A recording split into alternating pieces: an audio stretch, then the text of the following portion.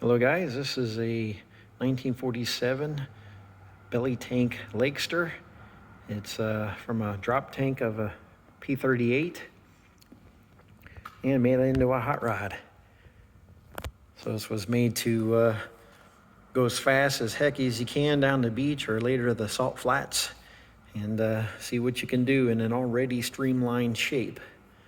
So coming around front, we got a almost all the parts in here are from Ford.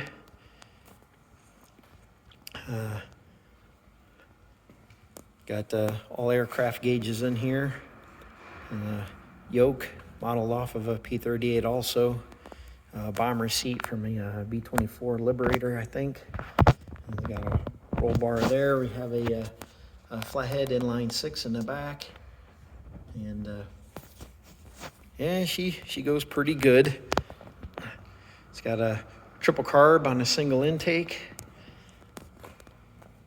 and got a dual plane over here. It's a progressive linkage setup so that a single carb does all your idling and your power all the way up to about 60%, and then these kick in like secondaries. They don't have an idle circuit. They do, but they're blocked off. But then you already got some good velocity going, your vacuum is low. These open up and act just as secondaries. These go straight through to the bottom plane of the manifold, and so does this. But from idle to 60%, there is a duct on top of the single plane to distribute the air evenly left and right side when just the center carb is used. This intake is made by Tattersfield. It's a one-of-a-kind, but there's many one-of-a-kinds from Tattersfield. They were highly experimentative. But this particular intake has the Tattersfield and the Ford logo on it, Ford Cyclone logo. And what's interesting is the overhead cam Cyclone engine wasn't even out yet. But and then the head of the engine is a Nudeston. I'll probably do another video with the top off here, but so anyways, a little bit about that. It's got a forward rear axle rear end.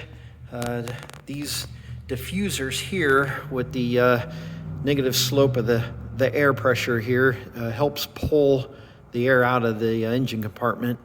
And once you get going, you got air ramming into the front here, so it works out pretty good. And then same with the louvers in the back. There's louvers on top and bottom. I don't know if I can get under there enough to see the bottom ones. Here's your only exhaust comes out on the right side here. We have a P-dot tube that'll take the air flowing in here and run the airspeed indicator. I guess while we're here, we can go over the controls. Starting down at the switch gear there's the a blower bypass, or basically a fan blower bypass to get the heat out of the back if you're going slow in a parade or so. Then that one that says gen is a generator bypass. So when you're doing your timed mile flat out as fast as you can, before you get going, you flip that up and it cuts out the generator. So all 100% of your horsepower is going to the wheels, at least you hope. That throttle is a throttle hold, actually, if you want to run a high idle for troubleshooting, or if I'm for winter storage, you kill the engine and then you pump the gas out of these. You just operate the gas pedal back and forth, and let the squirters drain these secondary fuel bowls, primary tube, because when you're tooling around or just running around, getting it on trailers or car shows and moving around, you're really just using a center carb, and the gas in here will get really stale on these secondaries. So you pump it down and get the gas out of there, and then with the butterflies closed, it'll never have a chance of evaporating the bottom of that intake manifold, so you pull that throttle hold and hold all your butterflies open. But I'll only do that when in fall months, if I don't think I'm going to have it out for a while. And then, of course, you got your ignition, and auxiliary will run all the... Ignition is just a bare minimum to run the engine and get going down the road. The auxiliary will fire up all your extra gauges, the gyro, the power for the gyro, and things like that. And then here's your instructions for all aircraft. Usually have an instruction set here of everything to do to get everything turned on correctly in the right order, check the things you need to check in the right order, and then the below section there is for time to mile when you're really wanting to get serious, the extra things. So we got a manifold pressure over here for aircraft.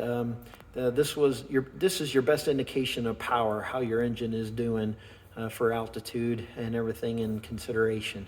But it's a good indication of max power, or where you at in the power band.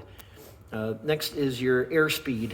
And so, like I said, this is running off the pitot tube on the top. The air rams into it as you're going down the road. They don't have a speedometer in aircraft, of course, because there's no road. So the same thing with this. This uses the air as you're going through it to get indicated airspeed.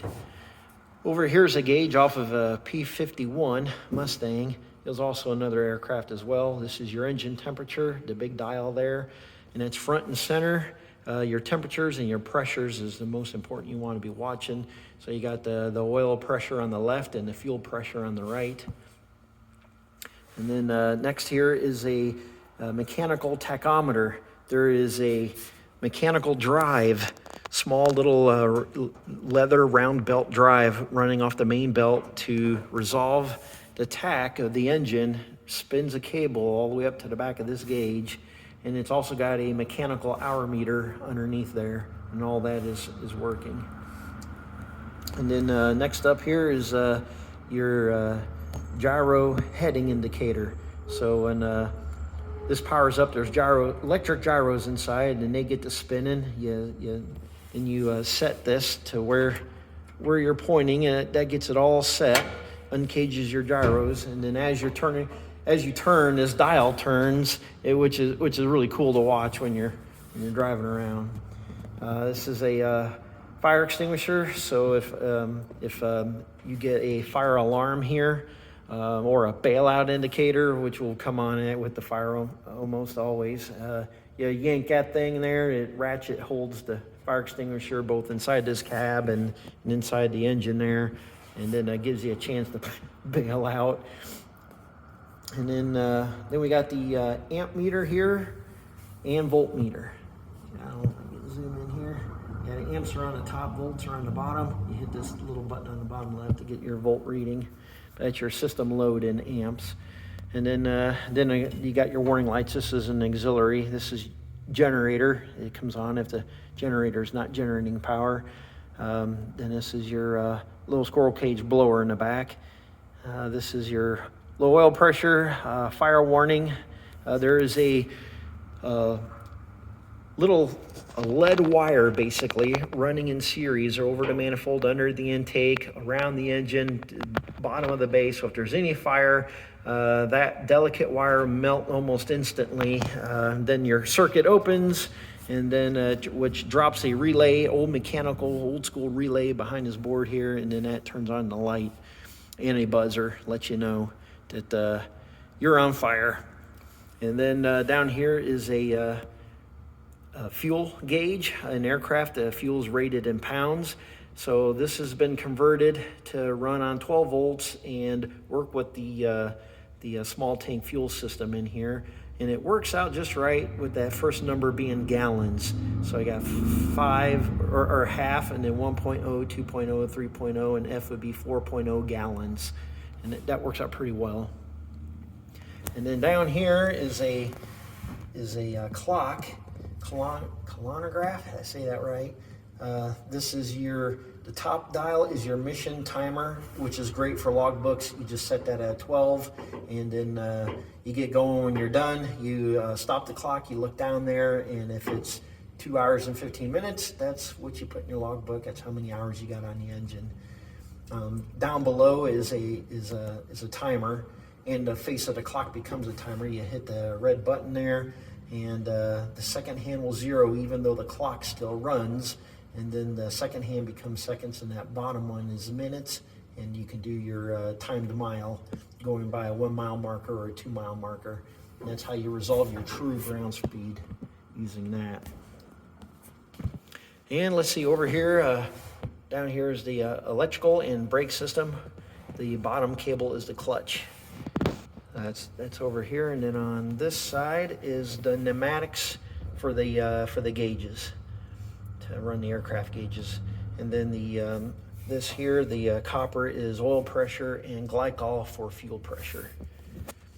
There is a fuel glycol separator right here to keep gasoline from coming in the engine compartment to run the fuel pressure gauge. That's a no-no in racing. So the gasoline's on the bottom, it goes through a rubber diaphragm, and glycol's on the top. That way you can get the pressure, but not get the gas coming in, and that runs to the back of the fuel pressure here in this gauge. So cruising along here, come around the back, you got this little toolbox area here. I got a disconnect right here, power disconnect. It's got just rear brakes, drum brakes, there's none in front. Here's a fuel cell in the back and one on the side. They're plumbed together. This is a fuel door here. And this takes us to the other side, and that's about, oh, I got on the firewall here, I got a choke, and then a pressure gauge here, and then this is a fire test to do a test on your fire circuit, make sure it's working. And got a shift linkage here. It's a 4-speed going through a Ford transmission with reverse, and it works really smooth. Front and back, it goes through 2 universals in the back. This works like the 2 bones in your forearm for control. And that's about it on this 1947 Lakester.